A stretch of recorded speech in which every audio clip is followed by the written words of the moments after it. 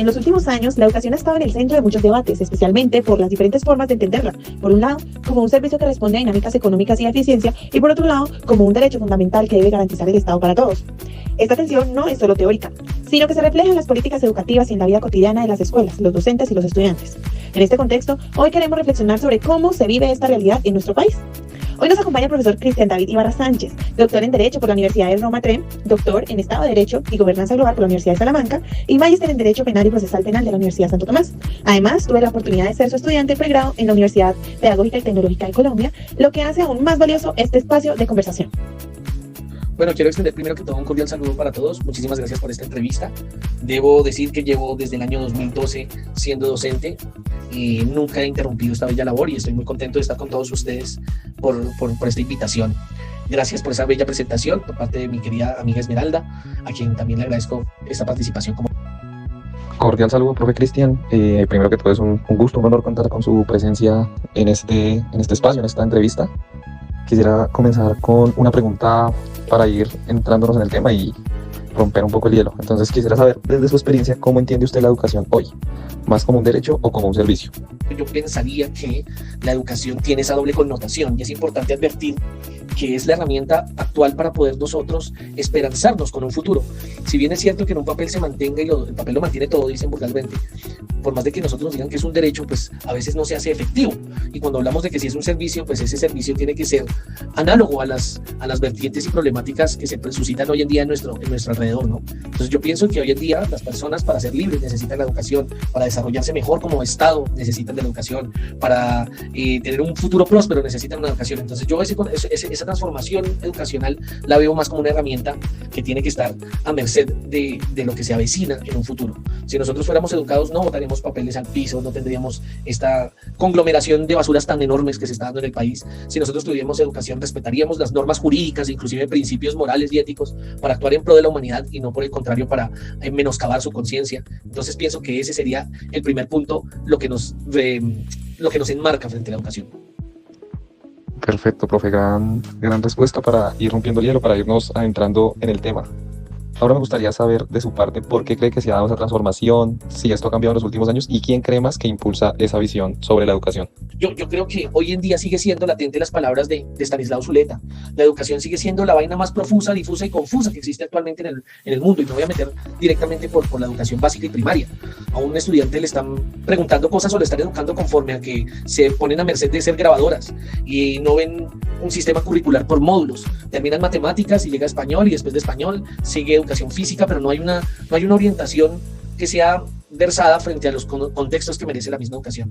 Y todo se vuelve una repetidera. A usted le dicen dónde nace y desemboca el río Magdalena, pero no le preguntan es qué extensión tiene el río Magdalena, cómo ayuda el río Magdalena a las regiones por donde pasa, cuáles son actualmente las fenomenologías que padece el río Magdalena, que estamos a puertas también de que se pueda extinguir, los hipopótamos que llevó Pablo Escobar en la década de los 80 y que ahora están viviendo en esa fauna y que está dañando la fauna colombiana. ¿Por qué no miramos esa visión educativa que es la que nos interesa? La educación tiene que entrarse a mirar como transformadora de un contexto social.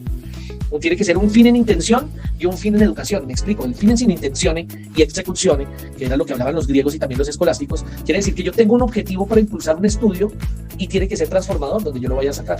Entonces, si yo me pongo a mirar de que estoy en Boyacá, yo tengo que ver en el contexto boyacense cuál es la fenomenología, cuál es la situación que pone directamente este contexto de los verdes valles de Boyacá y de sus montañas, por qué todo el 70%, 90% es agro, y cómo puedo impulsarlo eso a las necesidades que tiene el país, ¿sí? Y lo mismo tendrán que hacer los países, y lo mismo tendrán que hacer los caleños, y lo mismo tendrán que hacer los costeños, y lo mismo tendrán que hacer los llaneros, porque tenemos que ver esto en una visión de regionalidad. ¿Ha cambiado en los últimos años? Claro, cada vez surgen teorías, cada vez surgen más visiones. En esa línea, ¿cuáles considera que son los tres principales elementos donde se evidencia la tensión entre el enfoque neoliberal y el derecho a la educación?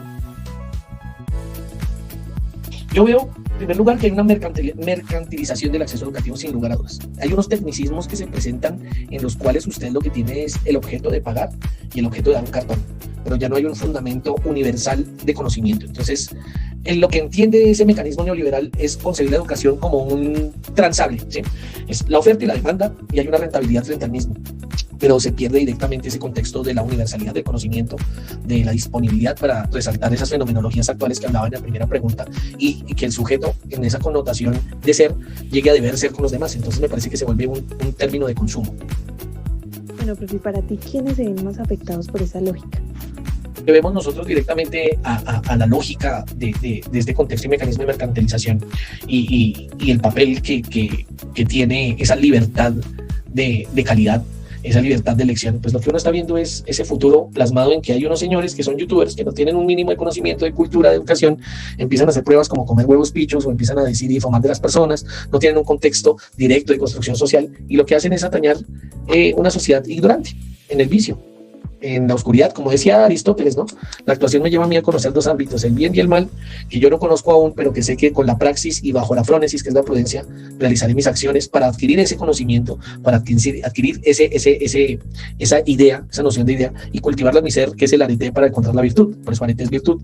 Entonces, el virtuoso era el que directamente podía manejar esos papeles de mandar y de ser soberano y de tener potestas. ¿Por qué? Porque tenía el conocimiento, porque él sabía ser consigo mismo y sabía hacer con los demás, el deber ser que después se proyecta en otros términos como los kantianos. Entonces directamente acá lo que ya vemos es un papel no mezclado del virtuoso sino del ignorante, en el cual juega en una lógica de consumo de TikTok, de Instagram, de YouTube, en el cual usted puede decir cualquier cosa y se justifica y lo que usted necesita es tener seguidores y likes. Entonces ahí es donde estamos nosotros llegando con nuestro sistema o nuestro nivel de educación y el mercantilismo, en el que usted paga un título y en el cual usted recibe el mismo, no le pondera a usted tener conocimientos y la gente pues prefiere hacer otras cosas, entre ellos pues malversar el verdadero conocimiento. Entonces, ¿cuál cree que es el principal reto del sistema educativo frente a esta tensión? ¿Qué cambios de pronto serían necesarios para avanzar hacia una educación más equitativa? Yo considero que la educación en su papel manifiesto está en crisis. Nosotros nunca vamos a tener un sistema educativo como el europeo o el anglosajón, o en ciertos términos estamos construyéndolo y para construirlo esto demora su tiempo. Nosotros estamos actualmente a merced de un desarrollo económico en el cual no se pone el proyecto educativo a la construcción de una realidad social real. Las estadísticas no mienten, estamos actualmente con un porcentaje muy bajo de doctores en Colombia, con un porcentaje muy bajo de magísteres, y estos magísteres y estos doctores no pertenecen a la academia, es como el impulso y la obligación de tener un título. No se están haciendo tesis doctorales, tesis de maestría y tesis de especialización a merced de las necesidades que tiene la región y el país. Uno no está generando nuevo conocimiento, uno está atrasando también esas bellas, estamos atrasando esas bellas metas que teníamos en un pasado. Los cambios concretos necesarios para avanzar son cambiar una forma de pensar y una forma de actuar, una forma epistémica y una forma ética en el contexto del educativo. Debemos nosotros proyectarnos para mejorar sociedad y solo con ese hacer y solo con ese conocimiento nosotros podremos lograr ser una mejor nación. Sea el momento oportuno para agradecerles a todos ustedes por escucharme. Disculpen la brevedad, pero el tiempo me consume y pues agradezco infinitamente a todos los oyentes por esta entrevista. Un abrazo gigante. No, profe Cristian, por el contrario, le agradecemos su tiempo, su voluntad, su disposición, sus aportes demasiado interesantes. Acá se abren debates, apuestas sobre las cuales debemos seguir hablando, debemos seguir trabajando para generar esos espacios de reflexión. O sea, coincido mucho en ese elemento de la formación de magísteres y doctores, que realmente incluso en el mismo sistema educativo, en el mismo escalafón docente, ya se convierte más en un tema principalmente de aumentos o de mejoras salariales, más que en enfocarse en cuestión de mejorar directamente la calidad educativa de los conceptos, de los contextos en los que estamos involucrados. Entonces realmente es muy útil, muy oportuno. Le agradecemos su tiempo, sus conocimientos y esperamos podernos sentar o conversar nuevamente en algún momento sobre educación. Muchas gracias, profe. Bueno, profe, muchísimas gracias de verdad por su participación, por responder a nuestra entrevista, por ese espacio que nos ha generado y por enseñarnos a seguir pensando, como siempre lo ha hecho, ese tema tan importante que es sobre la educación. Muchas gracias y nos vemos en una próxima.